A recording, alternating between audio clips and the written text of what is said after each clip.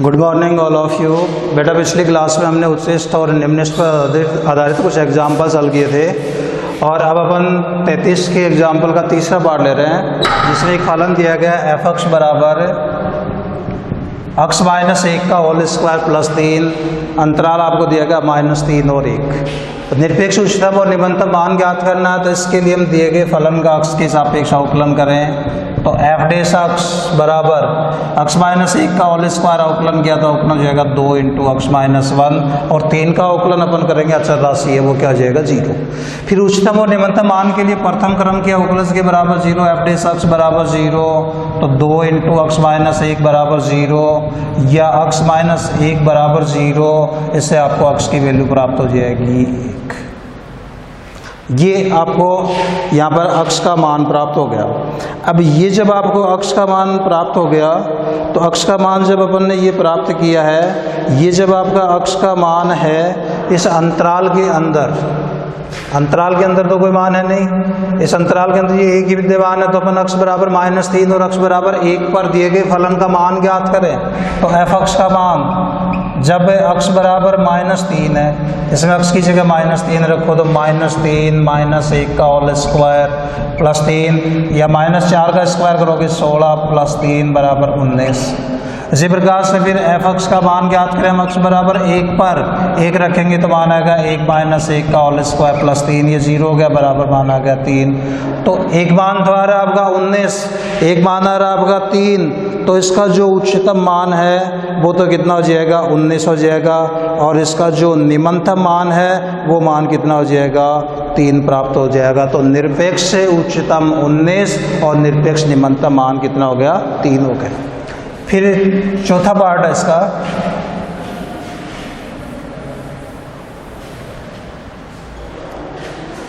चौथे पार्ट में कह रहा है साइन अक्स प्लस कोस अक्स। तो साइन अक्स प्लस कोस अक्स अंतराल है 0 पाई, एफ अक्स बराबर साइन अक्स प्लस कोस अक्स अंतराल है आपका वो 0 और पाई। इस अंतराल के अंदर आपको निरपेक्ष उच्चतम और निम्नतम मान ज्ञात करने हैं, तो निरपेक्ष निम्नतम और उच्चतम के लिए हम दिए गए फलन का अक्ष के सापेक्ष अवकलन करें। तो एफ डेश अक्स साइन अक्स का अवकलन किया कोस अक्स का अवकलन करोगे -साइन अक्स।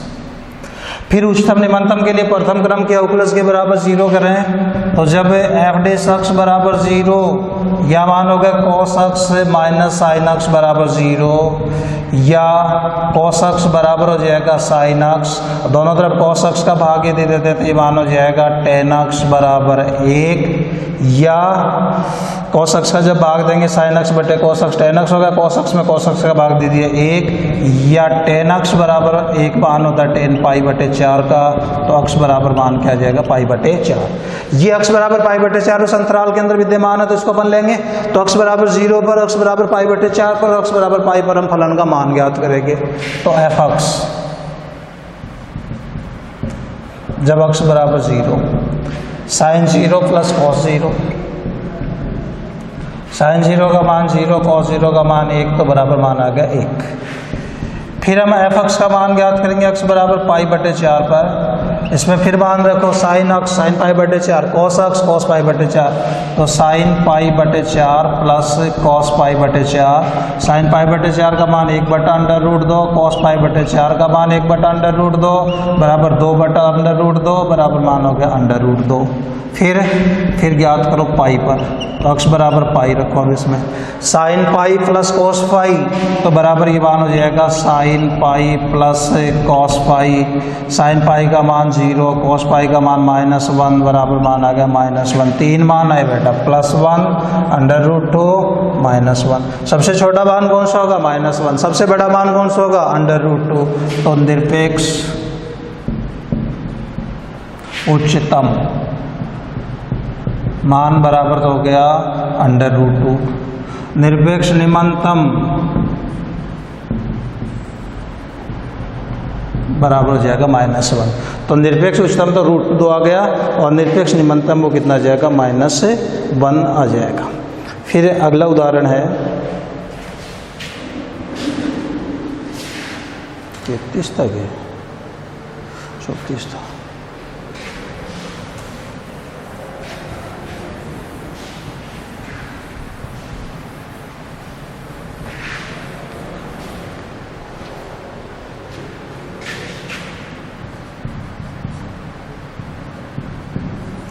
पैंतीस के एग्जाम्पल में कह रहा है, ऐसी दो धनात्मक संख्याएं x और y ज्ञात कीजिए जो इस प्रकार हैं।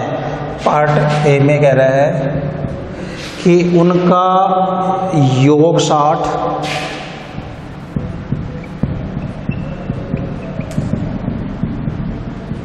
तथा x इंटू वाई क्यूब अधिकतम है।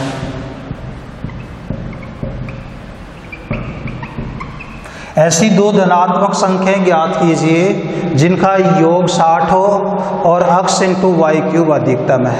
माना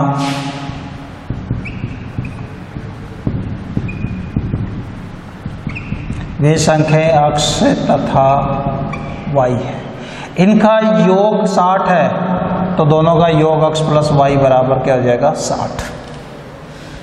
इसके बाद x इंटू वाई क्यूब अधिकतम है। माना x इंटू वाई क्यूब बराबर z, तो z बराबर x इंटू वाई क्यूब। इसको अधिकतम, उच्चतम या महत्तम सिद्ध करना है और दोनों संख्याओं यानी x और y के मान ज्ञात करने हैं। तो ऐसा करने के लिए बेटा x इंटू वाई क्यूब में x अथवा y दोनों में से किसी एक का विलोप करें, और वो विलोप करने के लिए आपके पास प्रतिबंध x प्लस वाई बराबर 60। यदि हम यहाँ से x का मान निकालें, x बराबर 60 माइनस वाई, क्योंकि x की एक घात है y की ज़्यादा घात है, तो मैं x का विलोप कर रहा हूँ, बाकी आप y का भी कर सकते हैं, दोनों में किसी का भी कर सकते हैं। x की जगह यदि वो वैल्यू अपन रखेंगे तो z बराबर y की घात 3, ऐसा कैसा रख दिया, x की जगह रख दिया हमने 60 माइनस वाई, या z बराबर 60 इंटू वाई की घात 3 माइनस वाई की घात 4। ये फलन प्राप्त हो गया। y के सापेक्ष से दो बार इसका अपन अवकलन करें, तो पहली बार जब अपन अवकलन करेंगे dz बटे dy बराबर, इसका तो अवकलन करेंगे तो 180 वाई स्क्वायर, और इसका करोगे तो 4 इंटू वाई की घात 3।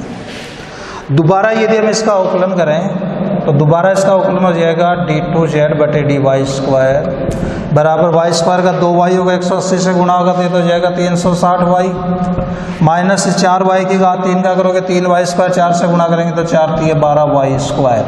फिर उच्चतम या निम्नतम के लिए प्रथम क्रम के अवकलज के बराबर 0, तो जब dz बटे dy बराबर 0, dz बटे dy का मान आपके पास 180y स्क्वायर माइनस 4y की घात 3 बराबर 0, और यदि यहाँ से 4y स्क्वायर अपन कॉमन ले लें, ये मान बच गया 45 माइनस वाई बराबर 0। तो जब 4y स्क्वायर बराबर 0 तो y का मान 0, और जब 45 माइनस वाई बराबर 0 तो y का मान 45। ये दो मान आ गए आपके पास, एक मान y का 0, एक मान y का 45।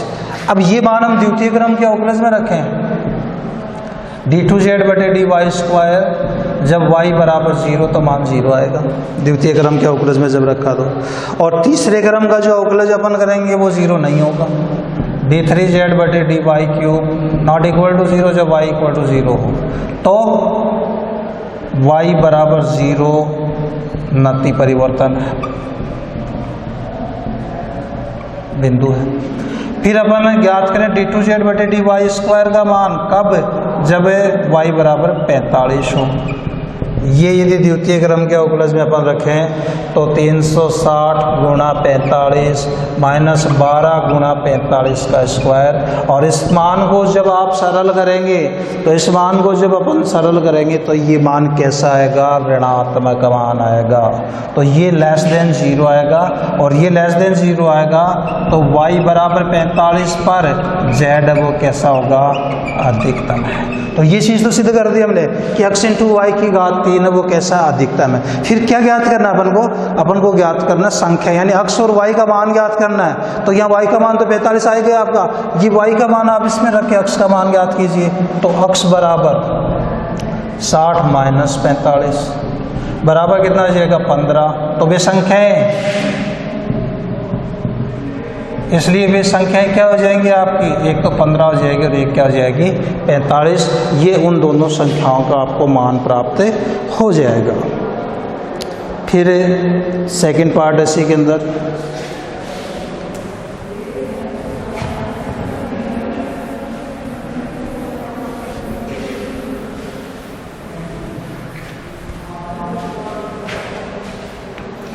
ऐसी दो संख्याएं ज्ञात कीजिए जिनका योग 16 है, योग का कितना हो 16 हो, और अक्ष साथ में ये भी सिद्ध करना है कि x cube plus Y cube निमंतम है, x cube plus Y cube निमंतम है। माना वे संख्याएं x तथा y हैं, योग 16 है तो एक प्रतिबंध मिल गया आपको x प्लस वाई बराबर 16, और इससे y बराबर मान क्या आ जाएगा 16 माइनस x। अब इसको निमंतम सिद्ध करना है, इसको निमंतम सिद्ध करने के लिए कि माना ये z के बराबर है तो z बराबर x cube plus Y cube, यहाँ y का विलोप कर दें तो z बराबर x cube plus Y cube, y बराबर मान कितना 16 माइनस x, तो ये हो जाएगा 16 माइनस x का होल क्यूब। x के सापेक्ष अवकलन करें तो dz बटा dx बराबर इसका तो हो गया 3x स्क्वायर, इसका x की घात n के रूप में हो जाएगा 3 इंटू 16 माइनस x का होल स्क्वायर, और माइनस x का हो जाएगा -1, तो dz बटा dx बराबर 3x स्क्वायर माइनस निशान -3 इंटू 16 माइनस x का होल स्क्वायर। दोबारा अपन इसका अवकलन करें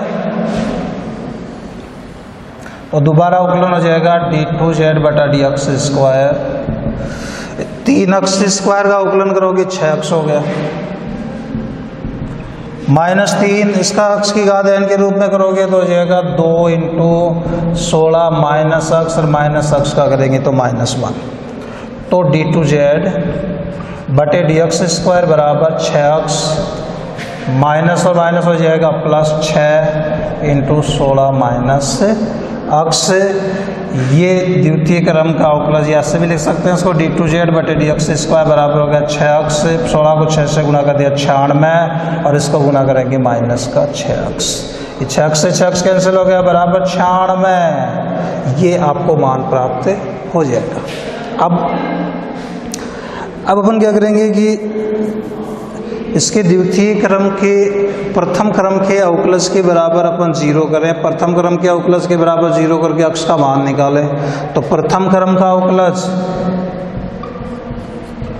dz बटा dx बराबर 0, इसकी जगह जब 0 रखेंगे ये मान हो जाएगा आपका 3x square -3 into 16 minus x का होल स्क्वायर बराबर, ये मान आपको प्राप्त हो जाएगा 3x स्क्वायर बराबर 0, तो यहाँ 3 यदि अपन कॉमन ले लें इस मान में से तो मान बचा x स्क्वायर माइनस इसका होल स्क्वायर, इसको खोलेंगे 16 माइनस x का होल स्क्वायर बराबर 0, और जब बेटा इसको अपन सरल करेंगे तो इसको जब आप सरल करेंगे तो आपके पास जो मान आएगा वो मान आपका x का मान हो जाएगा, और x का जो मान है वो कितना आएगा आपके पास 8 आएगा, यानी x का जो मान है वो कैसा आएगा 8 आएगा। इसको जब अपन सरल करें, इसको सरल करेंगे जैसे और सरल कर लो आप इसको 3 इंटू x स्क्वायर माइनस ये होल स्क्वायर जब आप खोलेंगे a स्क्वायर 16 का स्क्वायर करेंगे कितना होगा 256 माइनस 2x से तो मान कितना जाएगा 32x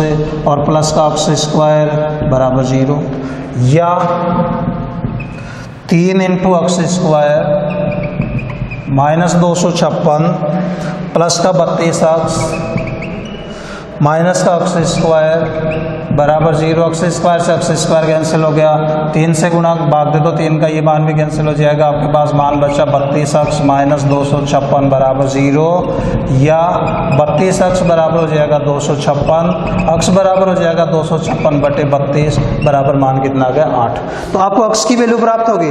आप देख रहे हैं कि द्वितीय क्रम का जो अवकलज हमने ज्ञात किया था वो कैसा रहा 96 कैसा रहा पॉजिटिव तो ग्रेटर देन 0, और अगर द्वितीय क्रम का अवकलज धनात्मक है कि d2z बटे dx स्क्वायर ग्रेटर देन 0, इसका मतलब z कैसा है न्यूनतम है या निम्नतम है, तो x cube plus Y cube तो कैसा हो गया निम्नतम हो गया। अब हमें x और y की वैल्यू याद करनी है, तो x की वैल्यू तो हमने याद कर लिया 8, अब y की वैल्यू याद करने के लिए आपके पास ये प्रतिबंध इसमें मान रखो, तो y बराबर 16 माइनस 8 बराबर 8, तो वो दोनों संख्याएं क्या होंगी 8 8, ये ऐसी संख्याएं होंगी जहां x cube plus Y cube का जो मान है वो तो कैसा होगा निम्नतम होगा, और इन दोनों संख्याओं का जो योगफल है वो किसके बराबर होगा, 16 के बराबर होगा। तो ये तो थे बेटा इसके एग्जाम्पल्स। आप कुछ से क्वेश्चन निकालने की कोशिश करें। प्रक्रिया सभी में एक ही प्रक्रिया आपको देखनी है। एक बार फिर थोड़ा सा मैं रिपीट कर रहा हूँ आपके लिए कि जहाँ भी आपको उच्चतम और निम्नतम ज्ञात करने, उच्चिष्ट और निम्निष्ठ जहाँ भी आपको ज्ञात करने हैं, वहाँ सबसे पहले हम दिए गए फलन का अक्ष के सापेक्ष अवकलन करके dy/dx निकालें। जो dy/dx हमने निकाला, उस dy/dx का हम दोबारा अक्ष के सापेक्ष अवकलन करके द्वितीय क्रम का अवकलन d2y/dx स्क्वायर ज्ञात करें। इसके बाद उच्चतम और निम्नतम या उच्चिष्ट और निम्निष्ठ के लिए आवश्यक प्रतिबंध होता है कि प्रथम क्रम का अवकलज dy/dx है वो 0 के बराबर होना चाहिए। तो प्रथम क्रम के अवकलज के बराबर 0 करके हम अक्ष के विभिन्न मान ज्ञात करें। जो अक्ष के मान आप ज्ञात करें वो क्रांतिक बिंदु कहलाते हैं। उन क्रांतिक बिंदुओं पर हम द्वितीय क्रम के अवकलज का मान ज्ञात करें। यदि द्वितीय क्रम का अवकलज धनात्मक है तो अक्ष के उस मान के लिए फलन उच्चिष्ट होगा। यदि द्वितीय क्रम का अवकलज ऋणात्मक है तो अक्ष के उस मान के लिए फलन उच्चिष्ट होगा। और यदि द्वितीय क्रम का अवकलज 0 के बराबर आ रहा तो हम तीसरी बार अवकलन करें। और तृतीय क्रम का अवकलज अगर 0 के बराबर न हो तो उस बिंदु पर न तो उच्चिष्ट होता है और न ही निम्निष्ठ होता है। और ऐसा जो बिंदु होता है वो नति परिवर्तन बिंदु कहलाता है। ये तो सिर्फ आपकी पहचान होगी उच्चिष्ट निम्निष्ठ नति परिवर्तन की। फिर उच्चतम निम्नतम हम कैसे ज्ञात करें? उच्चतम मान ज्ञात करना है, निम्नतम मान ज्ञात करना है तो अक्ष के जिस मान के लिए उच्चिष्ट है वो अक्ष का मान हम दिए गए फलन में रखें। जो मान प्राप्त होगा वो उच्चतम मान होगा।